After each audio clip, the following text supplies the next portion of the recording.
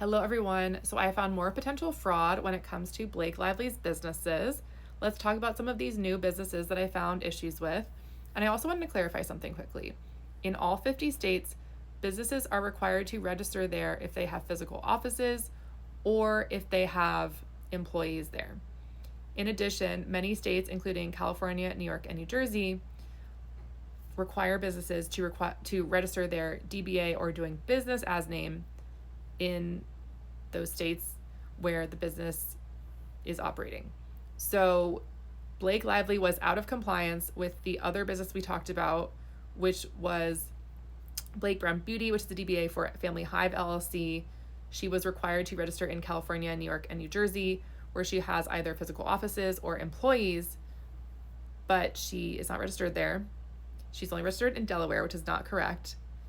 And the next thing that we're going to talk about is that Betty Boos and Betty Buzz have various issues as well with the business registrations, as well as the fact that Betty Boos is an alcohol brand. So there are stricter requirements around alcohol brands, which makes it even more problematic that is one of her least compliant businesses from what I see.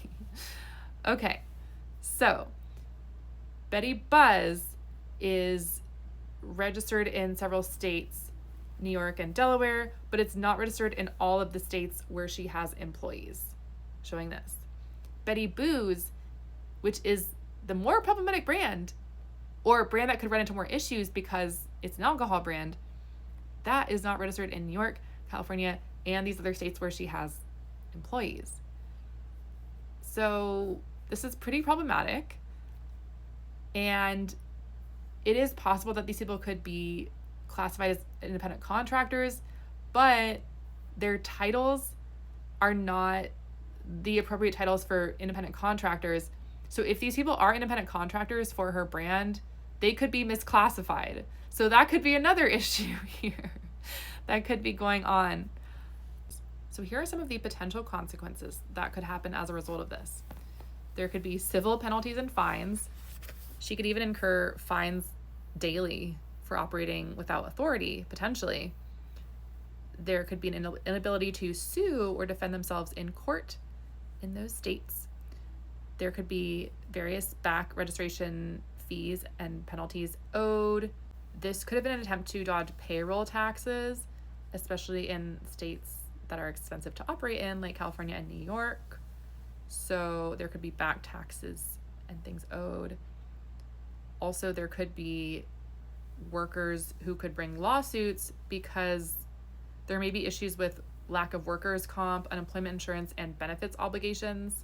There can also be other IRS penalties. The biggest issue might be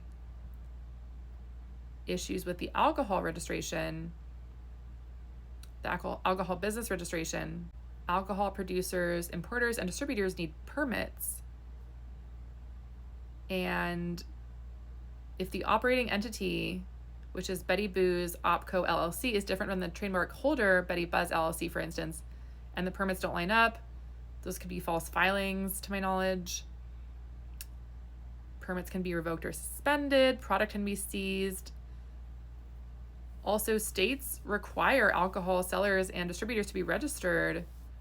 So it's really problematic that this brand is operating in these states. Like, the alcohol brand is the one that's operating in these states without being registered.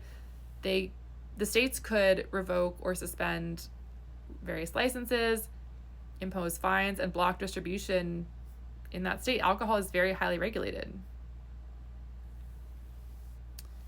Retailers and distributors that also have these products could also drop the brand potentially. Investors could also see this as a serious issue and drop them. There could also be PR fallout. So it's pretty problematic what's happening, in my opinion.